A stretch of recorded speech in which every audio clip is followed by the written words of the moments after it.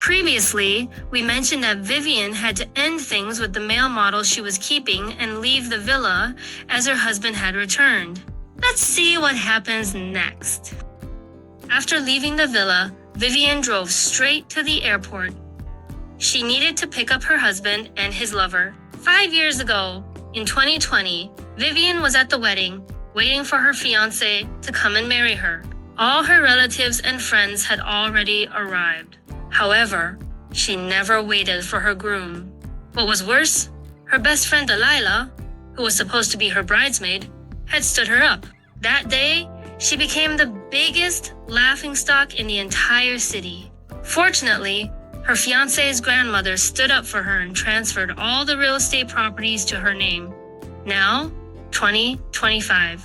In the airport's VIP lane, Vivian's husband Peter walked out, but on his arm was her former best friend, Delilah.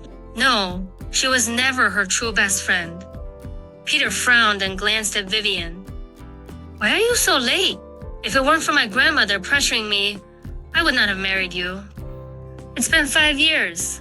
We've never met in all that time, but you haven't changed a bit. Still so unromantic." Vivian let out a dismissive laugh and said, "Marry me? Peter, have you forgotten who went to such great lengths to pursue me all those years ago? And then you slept with my best friend on my wedding day. You vanished for 5 years, leaving me to handle all the gossip and rumors alone. But do you remember that all the family properties are in my name now?" She stepped in front of her former best friend. "And you, Delilah. Oh, right?